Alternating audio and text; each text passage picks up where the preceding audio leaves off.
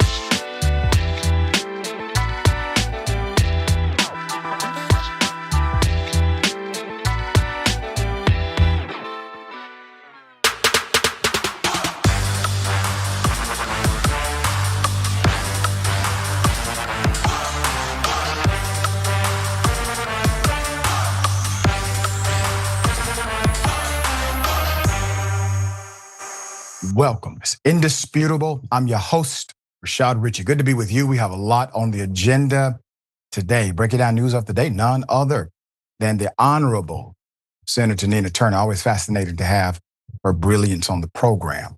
Top story of the day. A child gets a rifle pointed at them. I'm going to go to the body cam and give you the background. Here it is.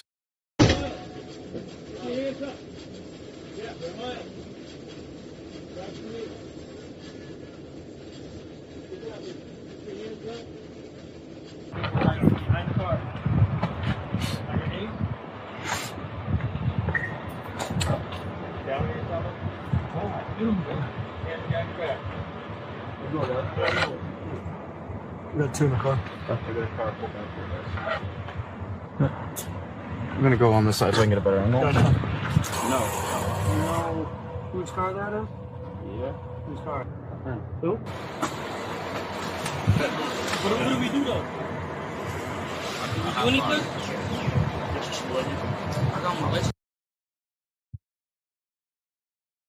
There was a black teen, police, and a rifle. Put up the picture full mass. An officer in Maine decided to point a rifle at an innocent teenager during the teenager's lunch break. According to the cop, claims, well, he matched the description of a suspect. And this description has, led to this particular pointing of the rifle. Now, police in Maine spent almost 5 months refusing to release the body cam footage. At least 10 officers detaining a 16-year-old black high school student at gunpoint. And, claiming that he simply matched the description of a 19-year-old kid who was wanted on burglary charges. Let's go back to the picture again. Okay. So according to the police, this 16-year-old looked like a 19-year-old. The 16-year-old who was on lunch break looked to be, criminally suspicious, according to the information. The boy's mother said that the two looked nothing alike, aside from their skin color. The two looked nothing alike, aside from their skin color. Quote, I've now seen a picture of the suspect they were searching for. My son does not look similar to this kid beyond the color of their skin. I'm going to give you the details leading up to this. So events leading up to the detainment, South Portland Police, joined by officers from the Portland Police Department, they were planning on serving a warrant at a home near the school to arrest a 19-year-old who was black, named Miles Hibbard. He was wanted on burglary charges, according to the official report. A 16-year-old student. The 16-year-old student was a passenger in a blue car driven by another student.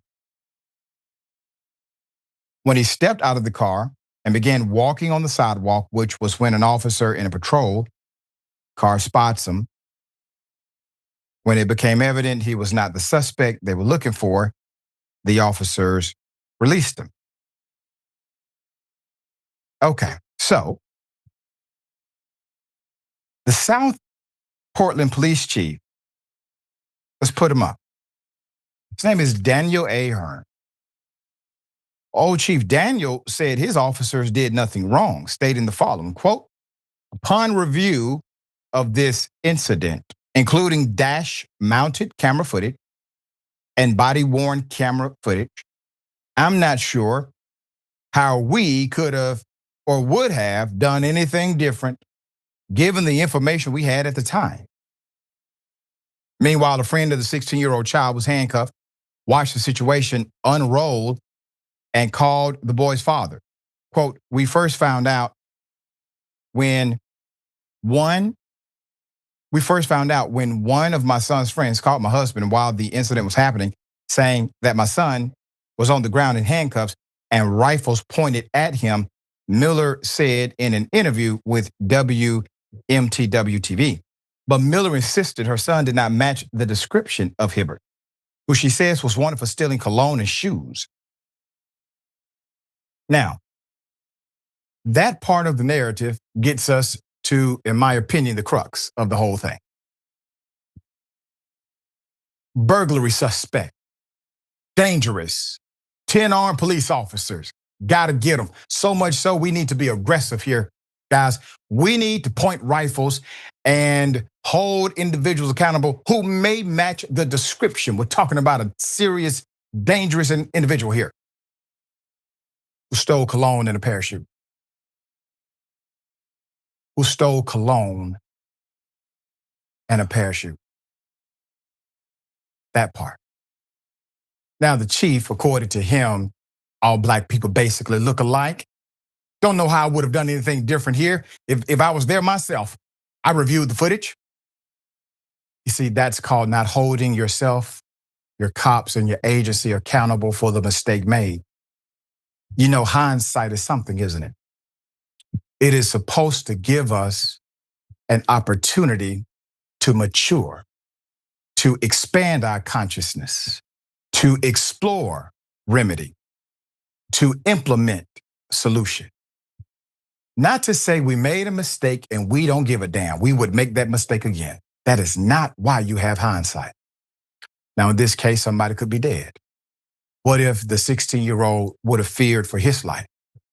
What if the 16-year-old would have made a sudden move? And one of the cops said, oh, I fear for my life, and so I shot and killed him. But he was never a suspect. He was never the person. But the question to me also is this: why send 10 armed cops to anyone because of cologne and a pair of shoes? Now, despite the chief's confidence, his officers had done nothing wrong.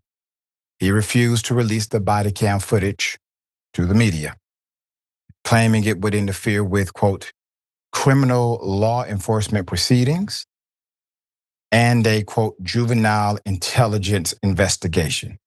That's according to WGME-TV. Miller, an attorney in Portland, has stated she is considering taking legal action against the police. And we do hope she finds that opportunity to do so to effect justice here. Senator Turner, thoughts on this? Yeah, I agree with you, Doc. Hindsight is a hell of a thing if you use it properly. That's right. So yes, all black people look alike. This is a saying that has been floating around our community for generations because we already know how this goes. This rerun that runs in America over and over again, black people are totally hip to it. The other part of this is what you said about a petty crime. That doesn't mean that we're excusing the petty crime. It just means that you don't come guns blazing, barrels out for somebody that stole shoes and a cologne. They got to check themselves out. Maybe they don't have some real, another level of crime or levels of crime to really deal with. And they're wasting the taxpayers' dollars. Let's put that right there. Totally wasting taxpayers' dollars. And as you said, if the chief was so confident, then he would have released the footage from the beginning. And the mother's point about looking at her son, looking at the suspect and saying they look nothing alike. And then oftentimes black children, my last point on this, because I'm just very upset. I'm thinking about that could have been one of our children. And nobody wants their child to be approached like that, but I'll put that in the parking lot. Black children are always seen most of the time. Let me just say 99% of the time, they're described by white people as older than what they really are. There's a science to this. There's a bias to this. And it reminds me, Doc, of Tamir Rice in Cleveland, a 12-year-old boy who was shot within 2 seconds of police officers, getting on the scene at a playground. And when the officer who shot Tamir Rice was questioned, he said he thought 12-year-old Tamir Rice was 20. Yep. And there you have it. And this bias permeates beyond police culture. Oh, absolutely. And that's the reason you have to implement training in sensitive public trust arenas, because that bias is innate and comes into the agency that the person works for. All right, we'll keep you updated. Hell of a thing. Individuals utilizing the disguise of being ICE agents to kidnap and assault women. Here it is.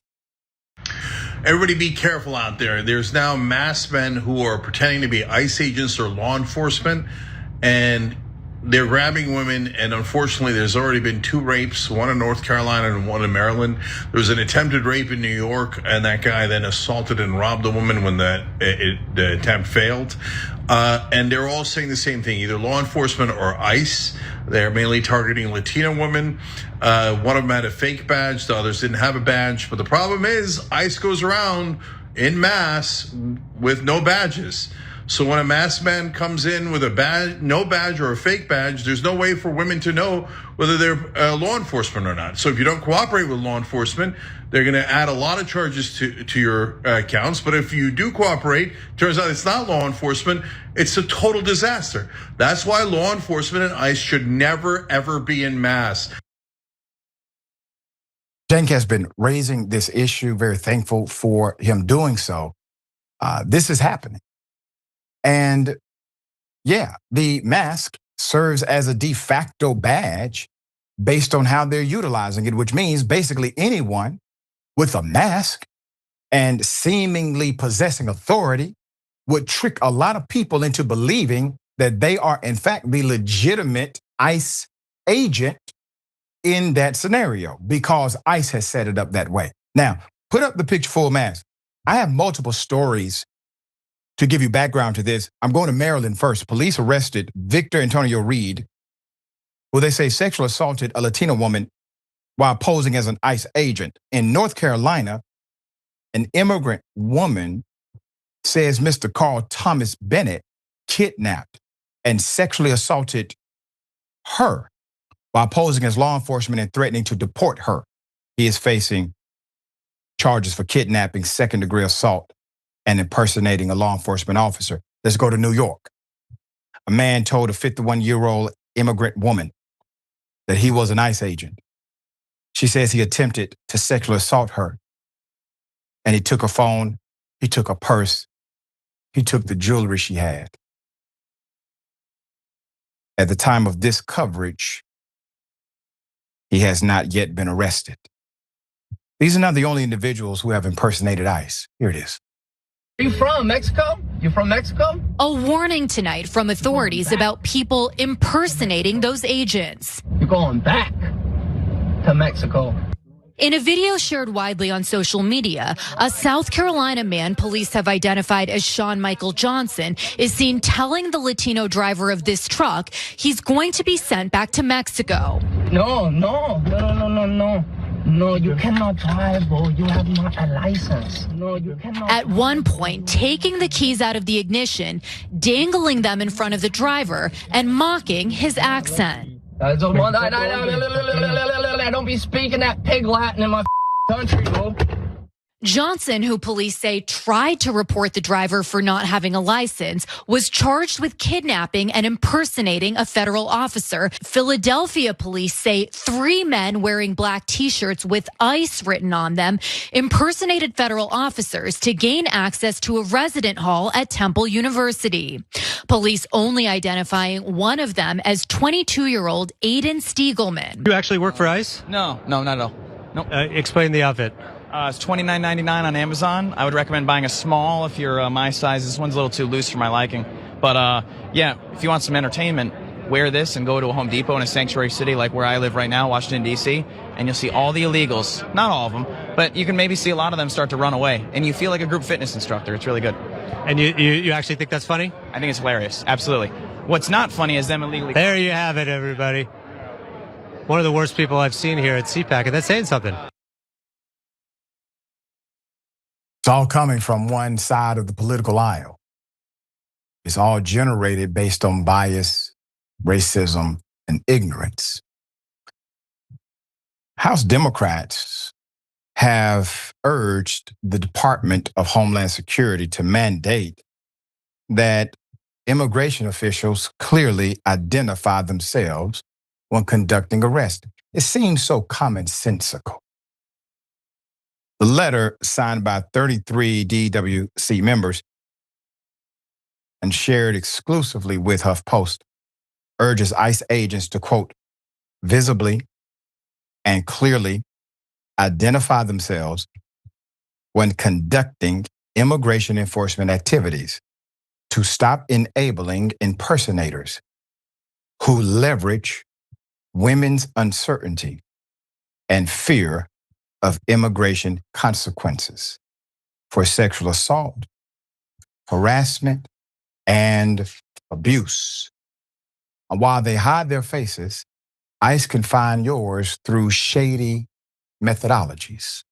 Here it is. ICE agents just got a new power, and leaked emails obtained by 404 Media show exactly what they're doing. It's called Mobile Fortify. Point a phone at anyone's face, and it instantly tells you who they are. This tech uses the same database that takes your photo when you enter and leave the U.S. Millions of Americans who have traveled internationally are in this system. The leaked emails show ICE can now scan faces in the field, no warrant, no probable cause, just point and identify. The app has something called Super Query that reveals your immigration status, travel history, and what they call derogatory information. ICE can now see every doctor visit, prescription, and medical bill you've ever had, and they're using it to find people to deport. According to a brand new report from 404 Media, ICE gained access to a database called ISO Claim Search. It contains 1.8 billion insurance claims and 58 million medical bills. Your names, addresses, phone numbers, license plates, emails is all there. The database was created to fight insurance fraud, and the company that runs it claims ICE isn't a direct client. But back in March of 2025, the Trump administration signed executive orders to tear down information silos between agencies. Now ICE is using it to track down deportation targets. Your private medical information is now a surveillance tool.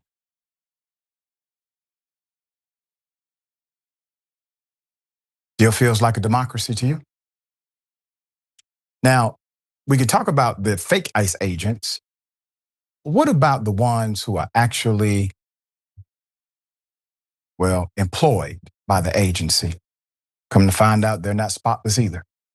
When it comes to preying on victims, the real ICE, official records and testimonies obtained by Futuro Investigates, the investigative unit of the Pulitzer Prize-winning news organization, Futuro Media, show disturbing details of 308 sexual assault and sexual abuse complaints filed by immigrants detained in ICE facilities nationwide between 2015 and 2021.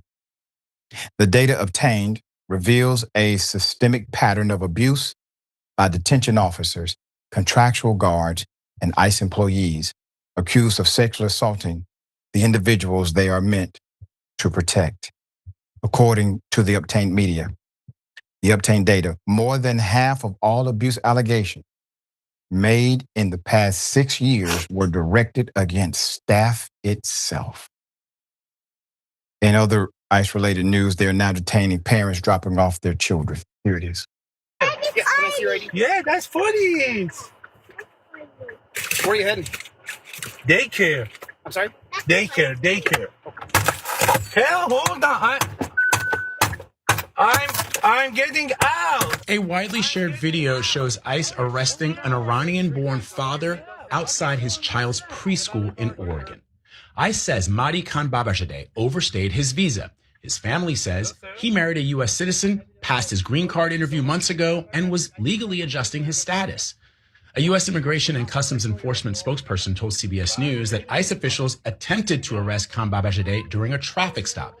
Now, there's a moment in the dash cam video where you can see Mr. Khan Babashadeh trying to keep his child calm, and also the moment where he explains to the officials that he has a baby in the car. There is a baby in the car. And is it hard to wait for 3 minutes? At some point, he requests permission to drop his child off at the daycare, and the agency did allow him into the school's parking lot. ICE officials tell CBS News at that point, he, quote, resisted arrest and refused to exit his vehicle. You can then see the moment where the ICE officials break one of the windows of his car to complete the arrest. The spokesperson also tells CBS News that Khan Babajade's child was unharmed. Where is he going? Where is he going? His primary concern was for the child. This person is following the rules. It's a process. It's a bureaucracy. He's following the rules. The reason why they are on his radar and the reason why they know where he's at is because he's following the rules.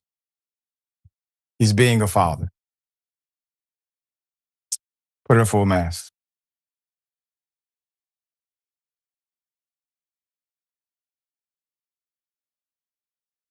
ICE claimed that the father had entered the country legally, but overstayed the terms of his visa.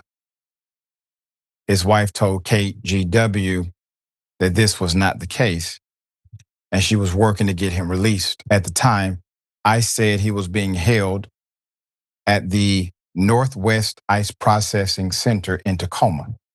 When KGW reached out on Tuesday, the ICE spokesman said there were no updates on this case.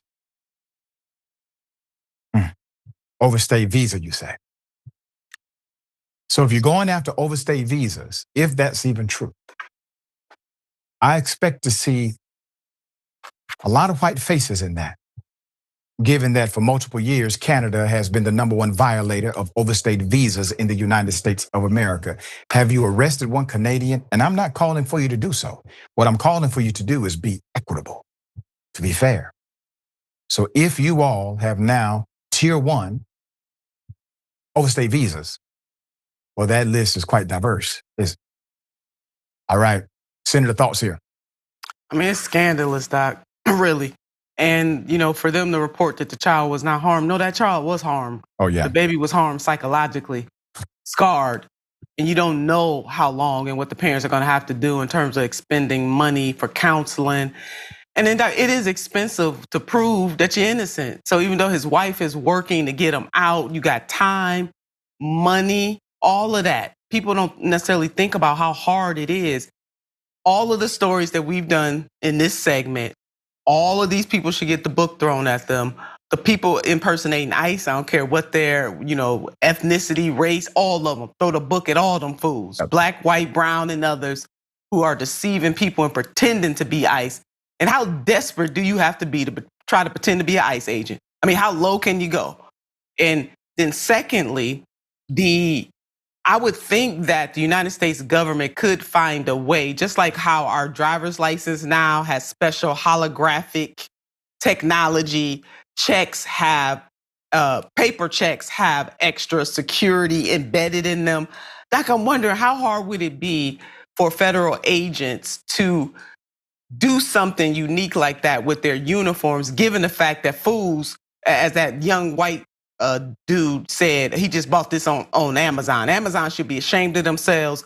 They should not allow products like that to be sold. They can stop that stuff from being sold. They might not be able to stop everything, but there should be a way for the federal government, besides those agents having to identify themselves, to do something with the lettering and the uniform portion of it to make it harder for people to deceptively just pick up something from Amazon. But shame on all these people.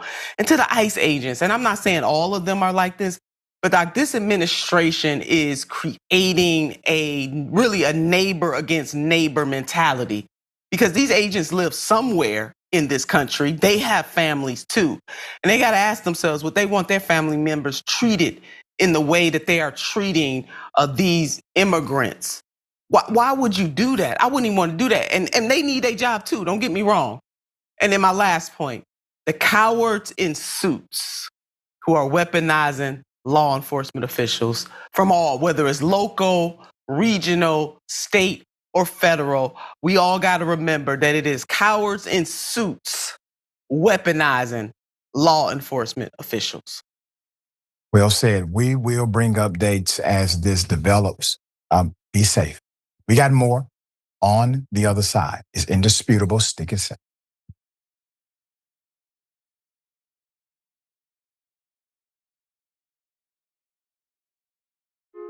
Hey everyone, Mateo Scarapore here, author of Black Buck, which is Shop TYT's first fiction book ever. I'm honored. So, Black Buck is about a young man named Darren who's living in Bed-Stuy, Brooklyn. He lives with his mom, he has his girlfriend, he has his best friend, he has his neighborhood, and his neighborhood has him. Darren's also working at a Starbucks in Midtown Manhattan. And one day, this man, real suave and good looking, comes in and asks Darren to give him his regular. But for some reason, Darren says no. This man named Rhett Daniels, who's the CEO of a startup called Someone, located on the 36th floor of the same building, is impressed. And he invites Darren upstairs, and then he extends an offer to join his elite sales team. Darren reluctantly joins, and he soon realizes that he's not the only black salesperson there. He's the only black person in the entire company. So he goes through hell and back in order to make it to the top. And once there, he has status, money, power, but he says, you know what? I don't like being the token black guy. So he hatches a plan to help other people of color infiltrate America's tech startup sales teams, redefining what it means to be a minority in the workplace. This book definitely, if you couldn't tell, touches on many things that are relevant to this moment that we're all living in right now. But it's also connected to the many moments in history that have come before today. I hope that you read it. I hope that you enjoy it. And if you want to order a copy, go to shoptyt.com. Thank you, be well, and happy 2021. Here's the inside scoop on diners in LA. You want good pastrami sandwich, you go to Factors. You want to see some people in the business, you go to Nate and Al's. You want the best variety? My secret spot's the Nosh. Now here's the inside scoop on politics and news. You go watch the Young Turks live every day at 6 o'clock Eastern.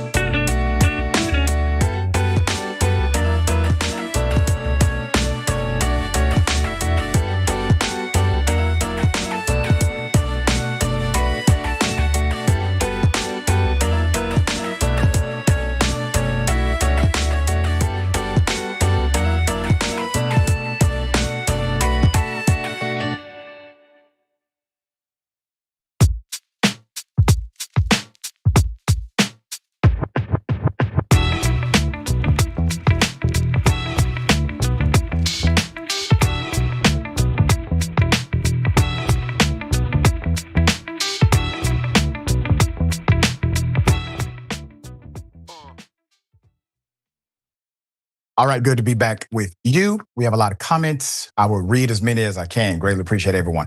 All right, so Barian, I think that's right, says, how can people sign up to do this kind of work? Talking about ICE. It is extreme and insane, isn't it? Right,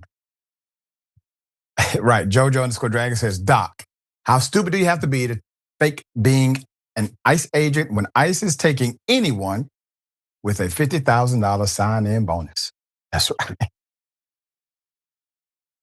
right. Dragons don't know I'm not real bacon. Nina's onto something. There should be an app you can have on your phone. A cop approaches you, they show their badge, you can scan it with your phone, it comes up with a check mark that yes, this is a person currently employed, officer at law enforcement of the law, and boom, you hopefully have a pleasant interaction. Something, anything's better than your prerequisite is a ski mask. Anything's better than that. And Winter Scoop says, match the description, black male. You know, I don't think we've reported on a white male who matched the description. I'm sure it has happened before. I'm just saying it hasn't happened to a degree where it's as repeated, the narrative as repeated for black men as it is for white men. Mongoose Dragon, greetings, Dr. Richie and Nina. Greetings back to you. And yeah, Michael Martin, 8599. They got all those guns for that dude. Right. That part. And technology aided. Yeah. It should be illegal to sell fake ICE uniforms on Amazon. Yeah. Point made. All right. Okay. Well, we have a MAGA congresswoman who forgot the Pledge of Allegiance. Here it is. Which it stands, one nation, under God, indivisible, with liberty and freedom. Thank you very much.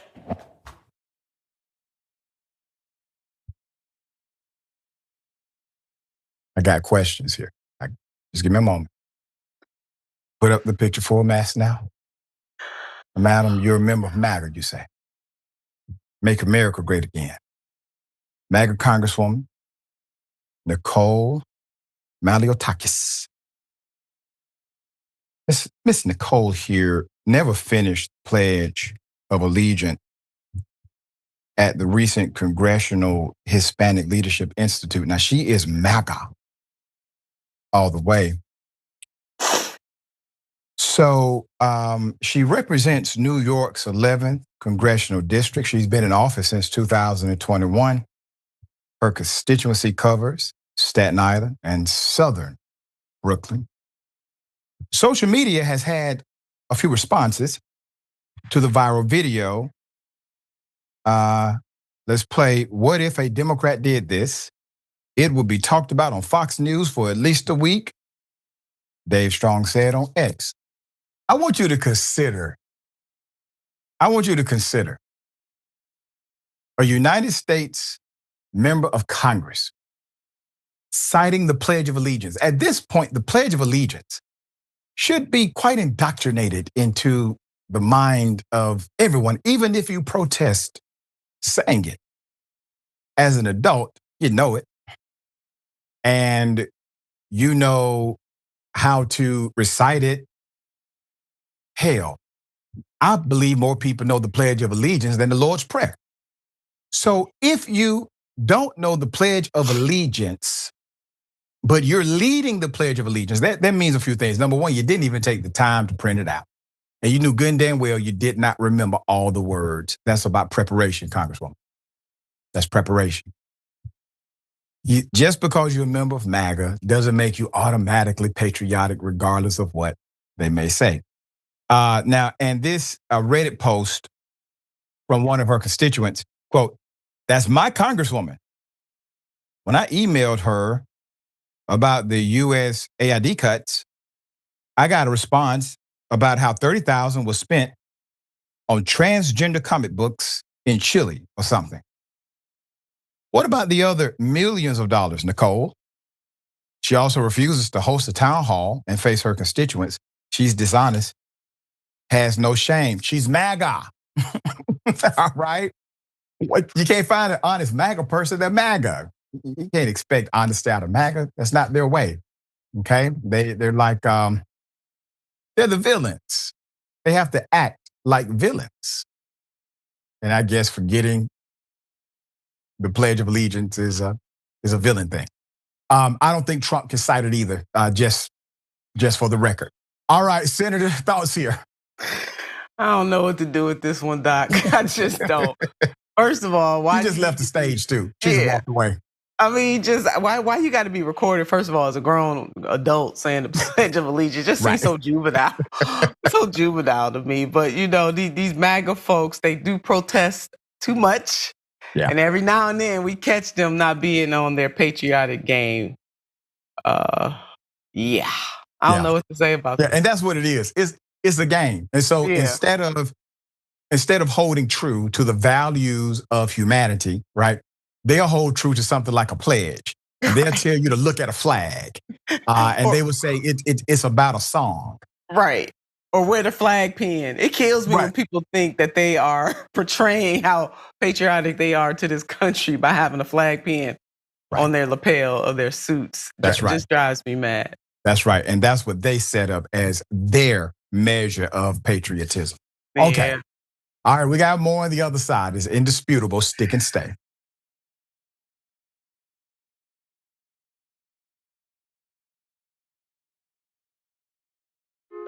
Hey everyone, Mateo Scarapo here, author of Black Buck, which is Shop TYT's first fiction book ever. I'm honored. So, Black Buck is about a young man named Darren who's living in Bed-Stuy, Brooklyn. He lives with his mom, he has his girlfriend, he has his best friend, he has his neighborhood, and his neighborhood has him. Darren's also working at a Starbucks in Midtown Manhattan. And one day, this man, real suave and good looking, comes in and asks Darren to give him his regular. But for some reason, Darren says no. This man named Rhett Daniels, who's the CEO of a startup called Someone, located on the 36th floor of the same building, is impressed. And he invites Darren upstairs, and then he extends an offer to join his elite sales team. Darren reluctantly joins, and he soon realizes that he's not the only black salesperson there. He's the only black person in the entire company. So he goes through hell and back in order to make it to the top. And once there, he has status, money, power, but he says, you know what? I don't like being the token black guy. So he hatches a plan to help other people of color infiltrate America's tech startup sales teams, redefining what it means to be a minority in the workplace. This book definitely, if you couldn't tell, touches on many things that are relevant to this moment that we're all living in right now. But it's also connected to the many moments in history that have come before today. I hope that you read it. I hope that you enjoy it.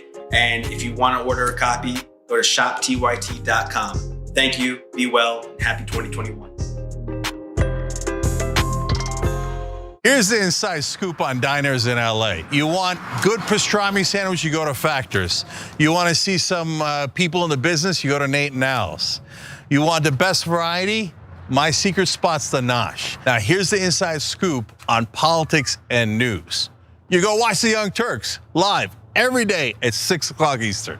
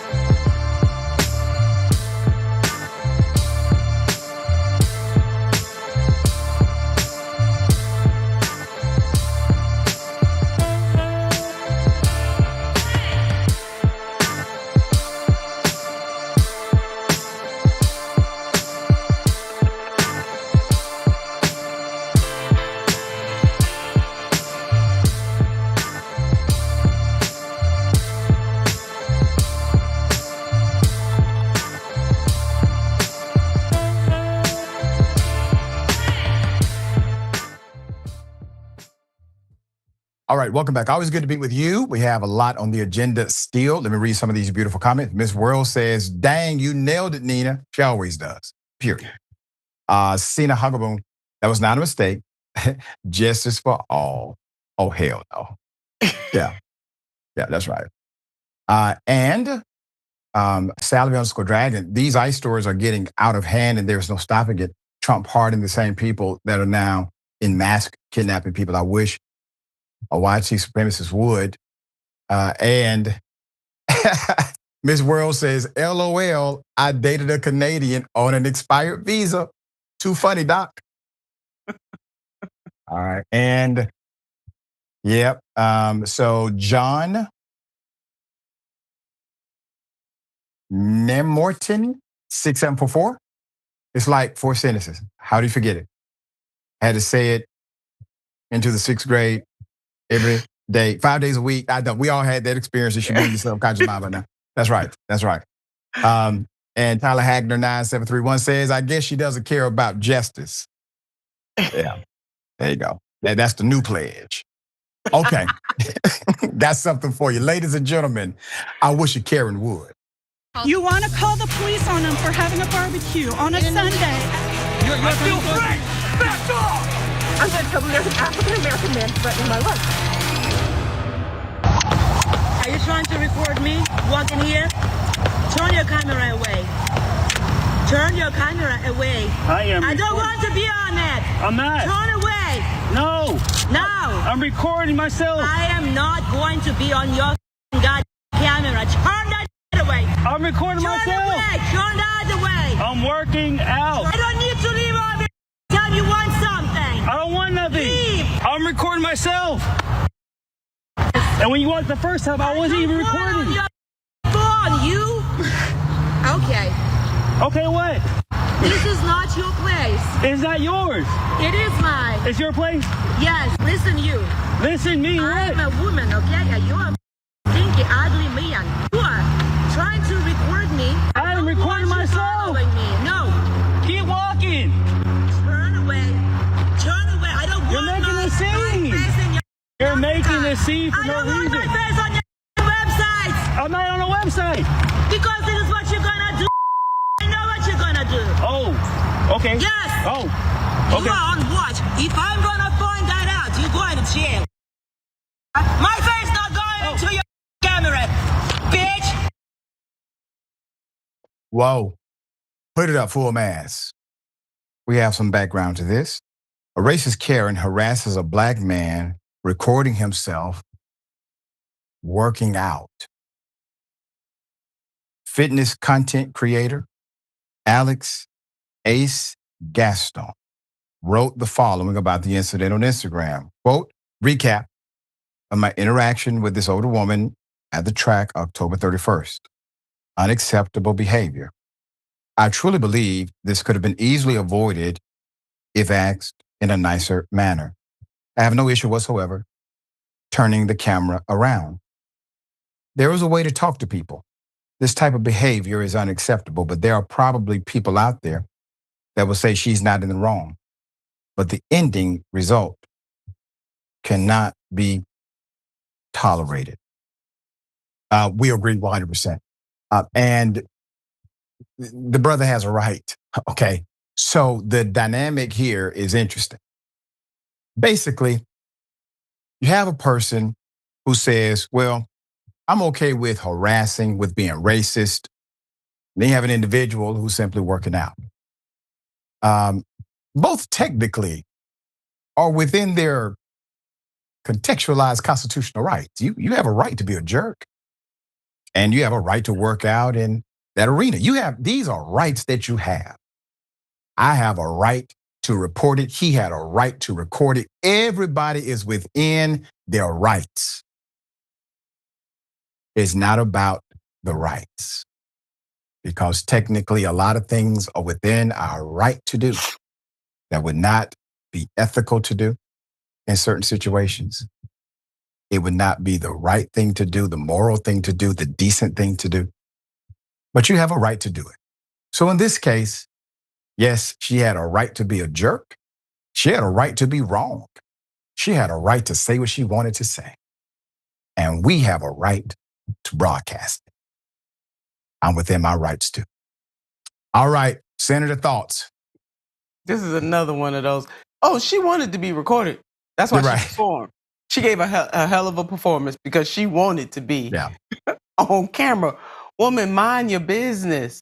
And had she not drawn attention to herself, she wouldn't even been noticed, because I didn't even notice her until he had to start interacting with her. And obviously she is walking into his camera shot.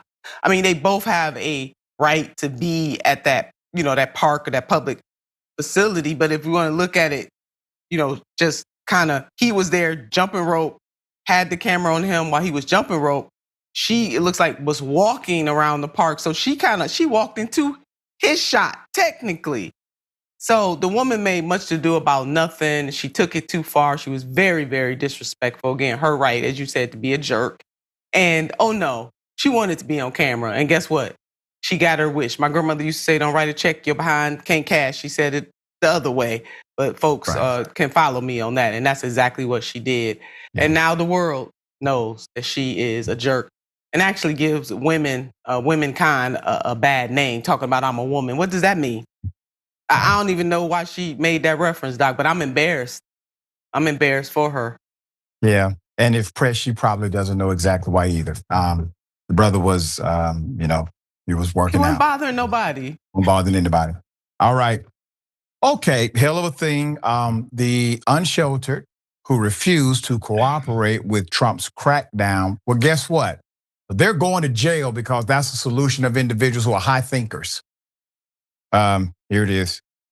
The Metropolitan Police Department, with the support of the new federal agencies who have been surging on the streets of the District of Columbia, are going to enforce the laws that are already on the books here in Washington, D.C. For far too long, these laws have been completely ignored, and the homelessness problem has ravaged the city. So D.C. Code 22-1307 and D.C. Municipal Regulation 24-100 give the Metropolitan Police Department the authority to take action when it comes to homeless encampments. So homeless individuals will be given the option to leave their encampment, to be taken to a homeless shelter, to be offered addiction or mental health services, and if they refuse, they will be susceptible to fines or to jail time. This is what happens when you're proud to proclaim you are a nation of laws. Because if you are a nation of laws, you cannot be a nation of values. Now, when this was first reported, the narrative was, we will make sure they have somewhere to stay. And I told you then, that was BS. Now they're saying, well, we're going to put them in jail, but only after they refuse these available services. That's BS too. Watch how many individuals go straight from arrest to incarceration. Do you really believe these individuals, under the auspices of Trump, are interested in humanitarianism toward those who are unsheltered? The policies haven't said that. Their rhetoric hasn't said it. And, well, to be frank with you, those who elected them have not said this is what they want. Put in a full mask. Here we go. The HUD report estimated Washington's unsheltered population at about 5,616. That is a 14.1% increase from the year before. The director of policy at Miriam's Kitchen, Andy Wasserman, an organization offering services to the unsheltered, said his team was out trying to warn people. He said there was still a lot of confusion about the crackdown, what the crackdown may bring. Their best advice, he said, was, quote, go to a shelter if you can stand it. If you can have anybody you can stay with, get off the street and seek safety. Let us know what we can do for you, end quote. Trump said on social media that he wanted the homeless unsheltered out of Washington even before he announced the extraordinary step of temporarily taking over the District of Columbia's police department and deploying 800 National Guard troops as a part of a crackdown on crime there, in an effort that also includes another 500 federal law enforcement agents. We have a breakdown on the recent executive order. Here it is. So under Trump's new order, you don't have to commit a crime to lose your freedom. You just have to be mentally ill or queer or too loud or visibly poor, and that's all it might take. So let's talk about Trump's latest executive order, because it doesn't just criminalize homelessness, it lays the groundwork to institutionalize people under the label of mental illness. And that should scare everybody. So here's what the executive order says. It orders the DOJ and HHS to, quote, roll back precedents that limit civil commitment of those who are mentally ill, addicted, or unable to care for themselves. So what does that mean? It means that the federal government wants to make it easier to forcibly institutionalize people. And here's the danger. These terms, mentally ill, unable to care for oneself, are so broad and so vague that they've been abused before. And that is the reason why they are broad and vague today. This is a power grab again. Yes, hyper-localized, but it is a power grab. It does set precedent. So let's get this straight. Donald Trump is able to take over your state guard service. No problem. He just takes them when he chooses. He's able to make himself the de facto police chief of cops in DC. No issue.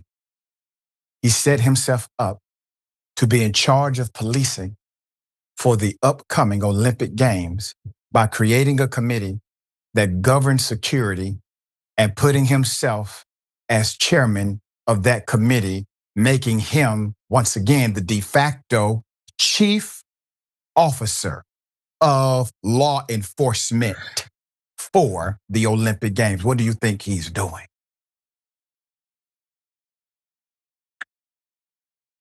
Put it up for a mess. The National Guard remains deployed in D.C. Colonel Dave Butler, an Army spokesperson, said the troops were called on to help local law enforcement with logistics, support, transportation, and administration duties, as well as being visible around the National Mall.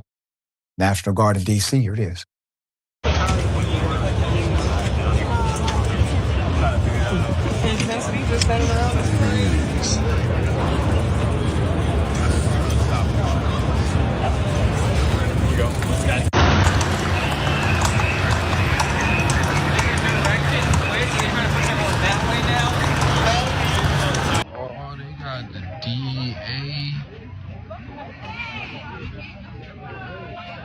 HSI.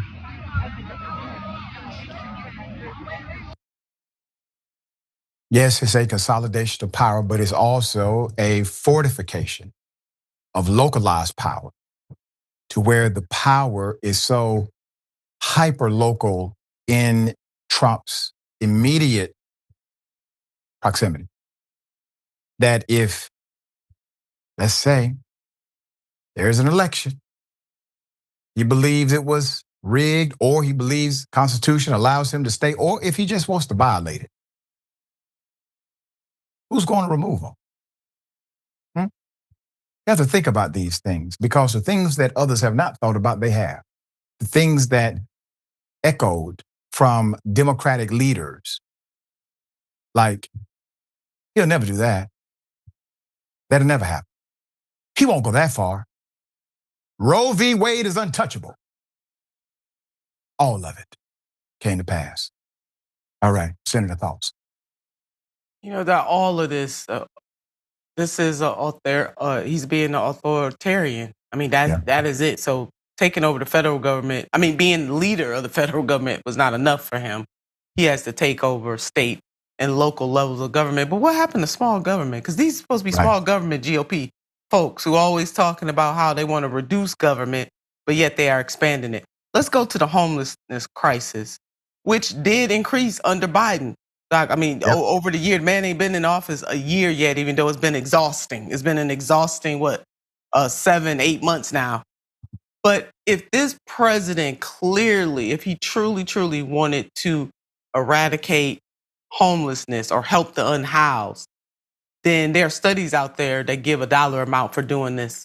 And since we are a hegemonic nation, and since President Donald J. Trump is always proclaiming that he is the greatest of them all in terms of presidents, if he truly wants to be great, and if he truly wants to make America great for the first time, then he would take our money, the social contract money that we have, and eradicate homelessness, Doc. Some estimates say it costs about $20 billion. Why not do that?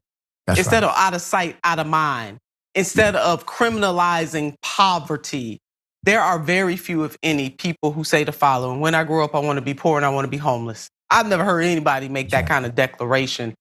And to be so heartless, and these people think that they're doing something noble. You are not. You are bullies. You are preying on your fellow sisters and brothers at some of the worst times of their lives. So, Doc, if this president wants to reverse course, he can do so at any time. And one way that he can show up, President Biden, one way that he can show up, President Obama, and other presidents before him in this category, is to be the president that takes our tax dollars and makes the requisite investment to eradicate homelessness in the United States of America. President Donald J. Trump, I double dog dare you to do it, bro. And if you did that, hey, Doc, I would cheer him on. I would say on that right there, President got it right, about $20 billion. And my last point, Miriam's Kitchen, big ups to y'all. Yeah, seriously. And once again, I agree with you, Senator. If he does it, we applaud it. Doc, we there. Yeah. We there. All right. Because this is about the end result of good policy. That's right. And if it's not good policy, we will criticize it regardless of the party affiliation connected to it. All right. We got more on the other side. It's indisputable. Stick and stay.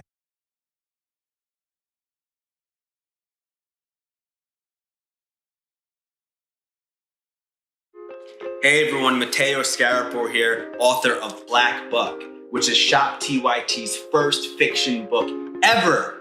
I'm honored. So, Black Buck is about a young man named Darren who's living in Bed-Stuy, Brooklyn. He lives with his mom, he has his girlfriend, he has his best friend, he has his neighborhood, and his neighborhood has him. Darren's also working at a Starbucks in Midtown Manhattan. And one day, this man, real suave and good looking, comes in and asks Darren to give him his regular.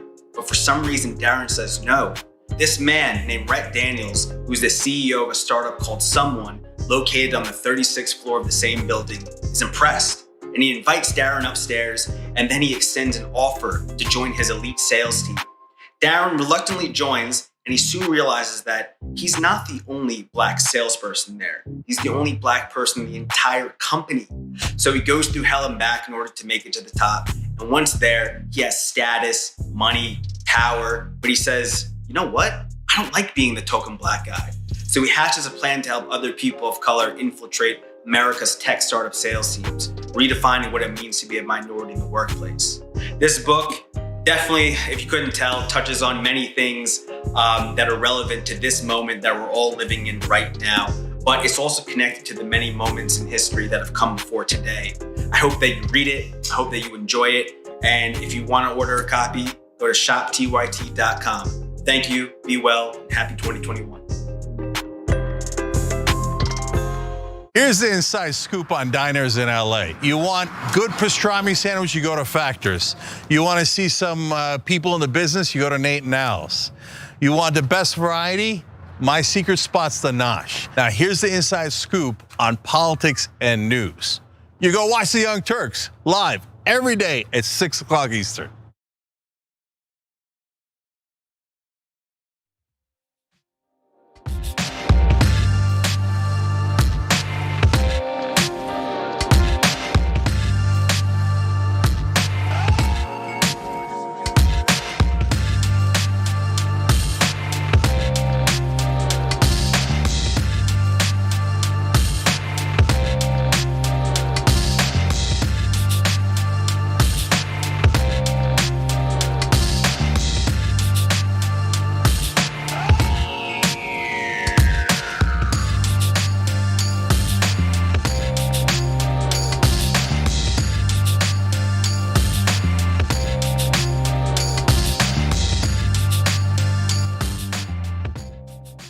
All right, welcome back.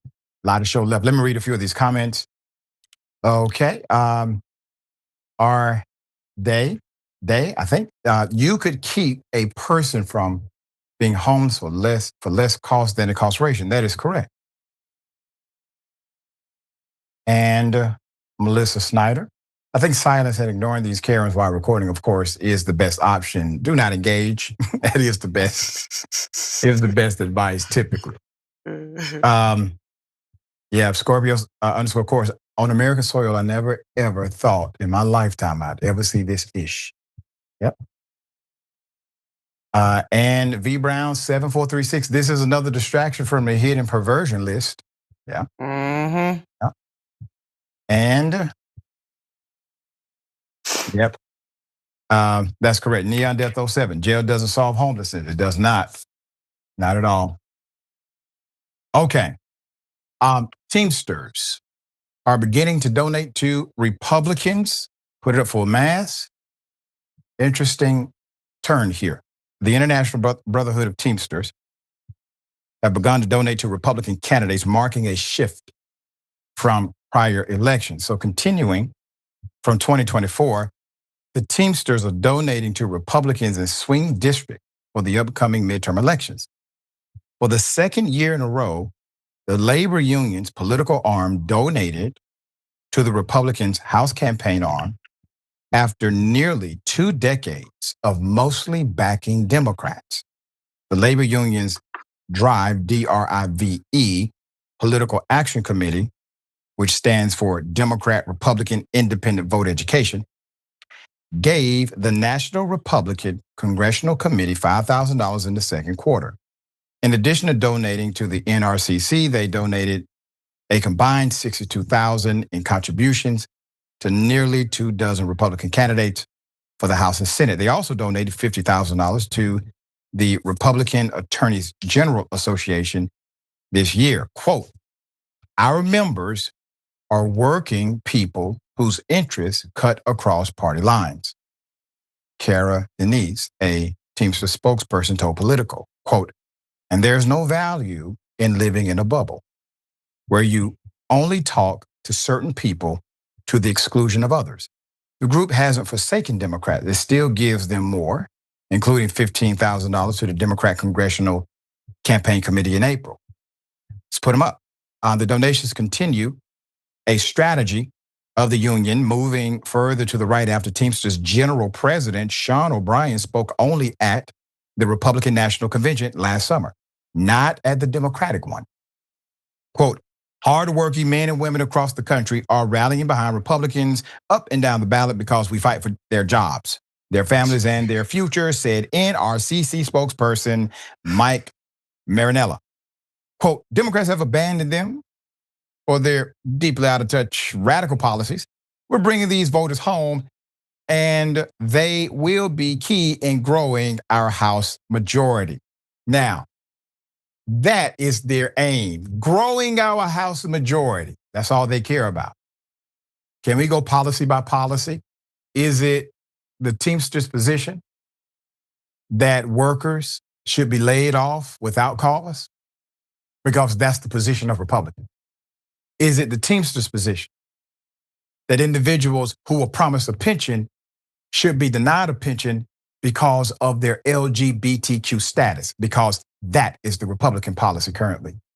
Is it the contention of the Teamsters Union that individuals who work and pay into a retirement account should not have access to the money that they have invested, given certain procedural or administrative dynamics? And the list could go on and on, from livable wages to equitable time, and also equitable time off, family leave. The list goes on and on. I get it. You all are made up of individuals who are on the spectrum as it relates to personal politics. But your organization is not on the spectrum. Your organization clearly says, these are the things we advocate for, these are the policies we believe in, and these are the remedies to the current policies that are adverse to the working class. That's not a spectrum. That's policy. And those policies are exacting. And the individuals who are members of the union all know this is about the worker. Now, unless or until Republicans adopt that policy, I'm baffled at this transition, transformation, whatever it may be, because you're not getting anything in return. Not because I don't like Republicans. I just want you to see, I just want to see you get something in return. That's it. All right. It serves as a warning sign to Democrats, obviously, that Republican gains among union workers and working class Americans may become permanent. Labor unions are finally recognizing the fact that their memberships are made up of workers from across the political spectrum, said Representative Rob Breshenan, who received $5,000 from the Teamsters and whose grandfather was a member of the IBEW. And I have good friends in IBEW myself. Last year, the Teamsters donated $25,000 to the NRCC and gave $45,000 to the RNC in an effort to diversify their support as their rank and file members move rightward. Once again, not about the leadership. It's not about your executive leadership of the Teamsters. It is about the policies you say you are fighting for. And I am really pressed to find where your proclaimed policy beliefs are congruent to the policy directives of the policymakers on the Republican side. All right, Senator, thoughts here. I mean, Doc, you laid it out. Just to simply add, I'm feeling Forrest Gump. I'm feeling two kind of ways, actually. One, I'm having a Forrest Gump moment when he says stupid is as stupid does. Right.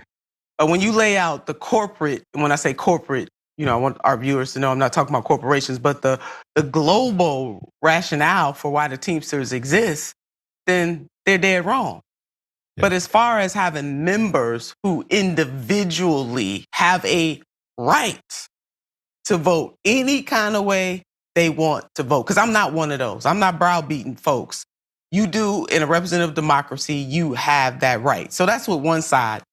The other side of me says, Doc, I feel a little petty coming on because I distinctively remember when Vice President Harris, who was the 2024 nominee for the Democratic Party, as told by President Sean O'Brien, that she basically walked up into their meeting and said, I am going to be the one and fall in line.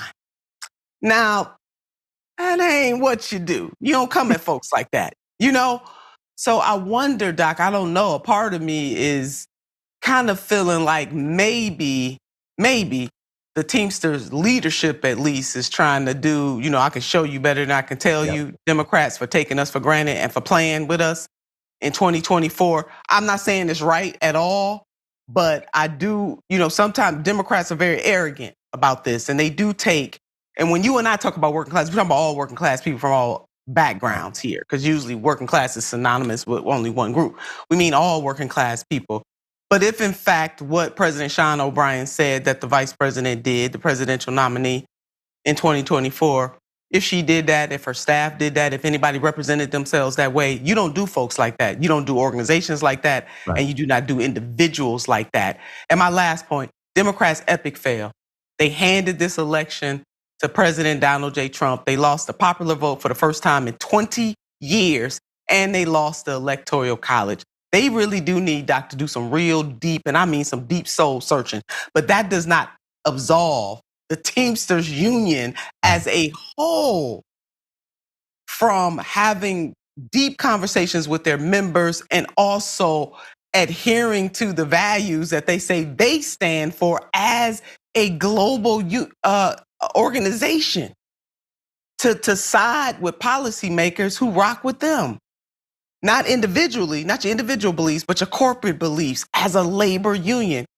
So Doc, Forrest Gump, stupid is as stupid does, and then Democrats, y'all kind of asked for this butt whooping y'all taking right now. Yep, I agree both ways on this, and Democrats, keep it simple. Align with people that excite your base. Support those that are already supported. Stop trying to be the gatekeepers of political power.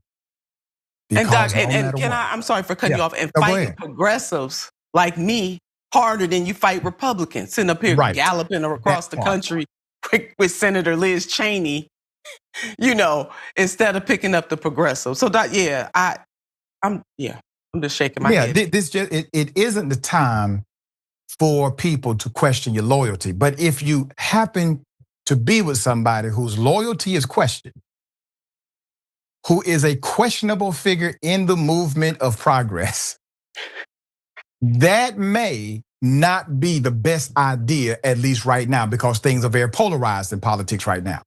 And you have to be a leader of the moment, not a leader of the yesterday. All right, we got more on the other side. It's indisputable, stick and stay.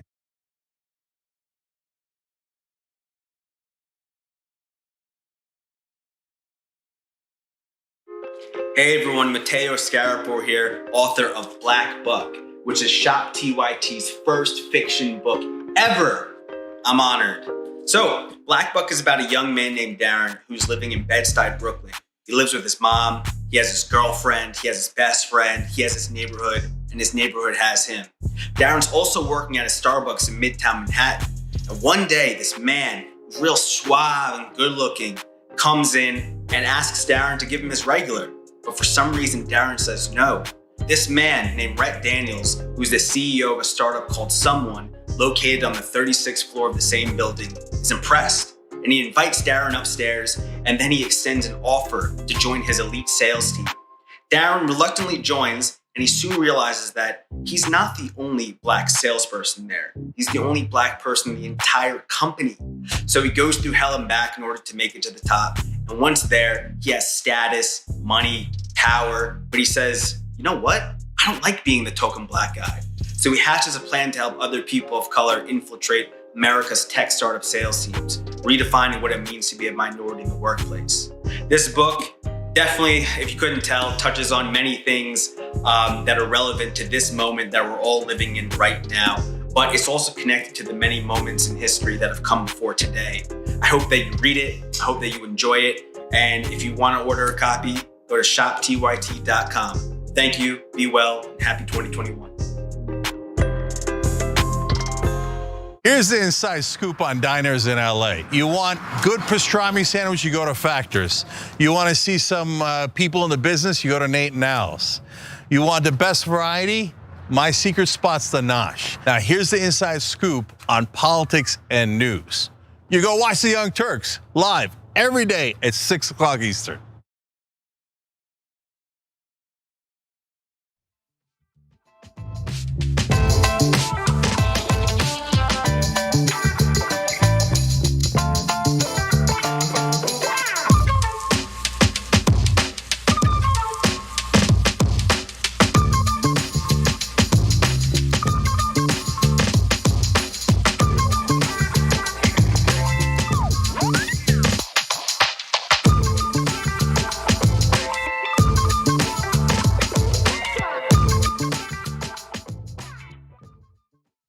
All right, welcome back. Always good to be with you. Let me get through these comments. I appreciate everyone. Yep. Pam 276 says that big beautiful bill takes precedent over helping the homeless. That's right. Yep. And yeah, talking about the Karen. Robert 03-pack says she must have warrants. If you have warrants, you don't want to be on camera. It's the last thing you want right now. That was a good one. That was good. All right. Well, here we go. Project 2025 writer is now the new head of the Bureau of Labor Statistics. Here's his background. Tell us about the president's new pick for BLS. Had contributed to the Project 2025, which was, of course, that roadmap for really remaking the federal government. Someone who's a chief economist at the Heritage Foundation, which is a very conservative think tank. This is someone clearly with a political bent in economics. This is supposed to be a non-political job, and I was told by multiple sources, and the president himself essentially hinted at this, that he wanted someone with a political bent. Yeah, someone who's going to tell him what he wants to hear. He basically said, unfortunately, your viewers do need to know about this person. This is someone who is picked, who's been roundly criticized by every single conservative economist that I know, people from basically every conservative think tank, almost every conservative think tank in DC, because he's an extreme partisan. He is not someone who has any technical understanding of these data, not someone with any management experience. Most people, I think in both parties, agree there's something wrong with the methodology. The data collection is not what is allowing them to get accurate data. We can argue about the person. Isn't the goal here for this new person in the office to fix the way we collect the data so that we're not constantly revising these numbers? To me, you want trusted data? We haven't had trusted data in years because we keep revising the fact that he fired someone because he didn't like the numbers. I mean, this is, I don't know that he's not. But this is literally the DEI, anti-DEI administration claiming that everybody, person of color, is not qualified. And then they put this guy in who economists are saying he's not even reading charts and graphs properly. What happened to qualifications? He's a good white man. He's qualified. What about full backs? Y'all, when I say he's not qualified, I don't mean he has a bachelor's degree and requires a master's. I mean, the man cannot read a basic economics chart and interpret the data via quantitative interpretation. He can't do it. He's never taken a class to do this. He doesn't have the expertise. And I really need people to stop calling him an economist. He is a self-proclaimed economist. He is not an economist at all, under no stretch of the imagination. The reason why he has a level of gravitas is because he's so not an economist that actual conservative economists have responded to him to say he's no economist. So he gets famous on this. All right, let's get into it. So Donald Trump announced Monday that he planned to nominate E.J. Antoni, the chief economist at the Heritage Foundation. What? Okay, I'll just put it back up. He's now the incoming new commissioner of the Bureau of Labor Statistics. He said that BLS should halt issuing the reports. This is what the new appointee has said, which are wildly relied upon by economists, the Federal Reserve, Wall Street, and other businesses to gauge the state of the economy in close to real time until its methods can be improved to limit subsequent revisions. This person is a contributor to the very biased and racist 2025 policy rubric, has been a long time skeptic of BLS data. His planned nomination comes after Trump fired the former commissioner hours after a weaker than expected jobs report took place on August 1st. Trump said without evidence that the jobs report for July was rigged in order to make the Republicans and me look bad. Multiple former BLS commissioners said that after the director's firing, that the head of labor statistics does not have a role in compiling the jobs report and is only briefed on its figures shortly before it is released to the public. You know, that actually makes sense. It's kind of like any other job where you happen to be a director and individuals are working to crunch the numbers and the data. You hire qualified individuals to understand the nuance of the data. You utilize a standard interpretive approach, and then you provide a briefing to the director prior to public release. Common, routine. You can use a U3 rating system, a U6 rating system. This is all within the contextualization of the statistical norms of that office. So what has to happen in order for Trump's plan to work? You can't just hire the commissioner. The commissioner now has to either A, fire individuals who are unwilling to lie, or B, he is going to co-opt folk to start manipulating the data. One or the other. Trump will not be involved in this, at least not publicly, because he's hired his guy. And he knows the assignment, believe me. Here we go. In that report, the BLS reported that the U.S. economy added just 73,000 jobs in July. The agency also said it had revised the May and June numbers and that they turned out to be lower than previously announced by more than 200,000 jobs.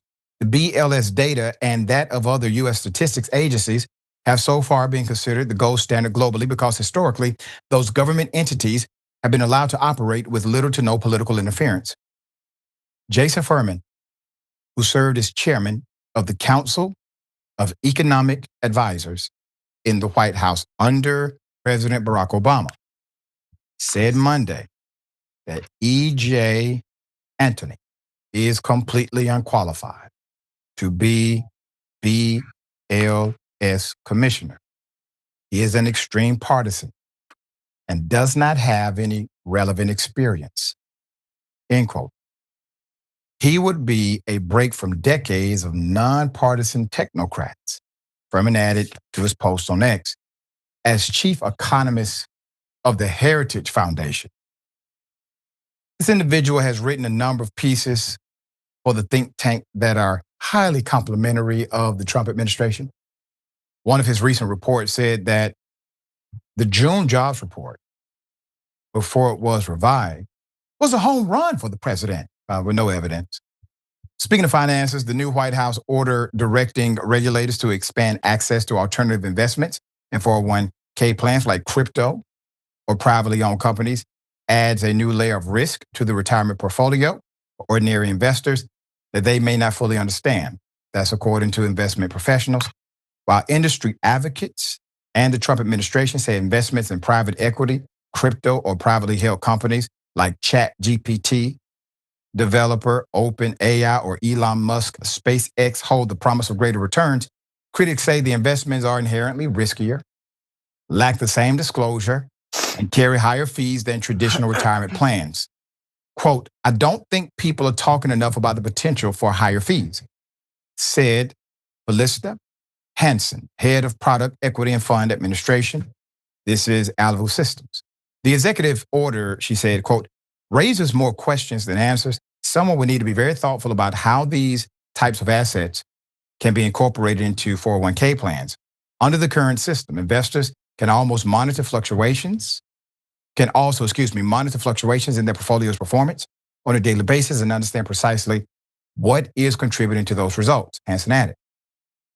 That won't be easy for investments that are not traded on open exchanges. Wow. All right, Senator, thoughts here.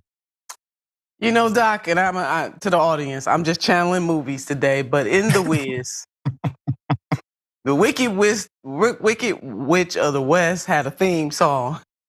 She said, if you can't bring me no good news, don't bring me no news at all. But don't you bring me no bad news. Now that commissioner got the president fired, Doc. Yeah. Just, a few months ago, she gave the kind of report that he could live with, so she was mighty fine. Then she gives another report, and our viewers need to understand this. She and her team are just taking in the numbers that come from employers. Yeah. And it is normal to make adjustments as new data presents itself. So guess what? This new guy, and Doc, I need a new title. I'm feeling a new title coming. I want to be a self-proclaimed economist too. I want you Senator Nina Turner. You can do that now. Comma. Yeah. Chief economist. Chief economist. Chief economist.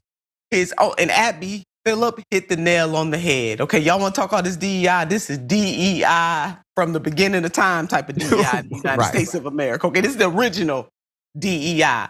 The only prerequisite that this man needs is to speak highly of the current president, and baby, you in like Flynn. Let me tell you what's gonna happen, Doc. They're gonna stop putting out the numbers because as you laid out, real professionals within that division, They're not going to give wrong numbers. And That's so right. and this guy's already been advocating for, in his other capacity at the Heritage Foundation, for not putting out numbers at all. So either he ain't going to bring no good news, or he not bringing no news at all. Yeah. Yeah. but he ain't bringing no bad news. That's right. And there's an easy check and balance here that even the reporters did not ask the president about. You see, states assist with compiling that data. You have a state labor department or a congruent office that will determine labor dynamics and statistics within a state context. If these numbers are off, your state, or Republican states in particular, they could jump up right now and say, oh my goodness, let me tell you why those numbers are off, because our state showed this, but this is what the numbers really were. None of them are saying that. The reason is because, Trump lying. That's why. Real simple. All right, well, Senator, it's always a pleasure, dear sister, having you on the program as we fight and advocate for truth. Tell people how they can follow you, check out your great work. This has been a blast, Dr. Day, I must say, especially. And they can follow me on Twitter at Nina Turner, on the gram, Nina Turner, Ohio, and then all the other things out there, the threads, the blue skies. Right, all of them. Look for Nina Turner. I'm out there. And please make sure you follow Strike for All. That is linked to We Are Somebody, a capacity building, coalition building organization for working class people of all walks of life. Doc, it's always a pleasure to join you. Thank you, dear sister. Indisputable team. Yes, always a pleasure to have you. Until next time. All right, remember, take care of yourself, take care of each other, take care of the planet. Remember, the truth is always indisputable.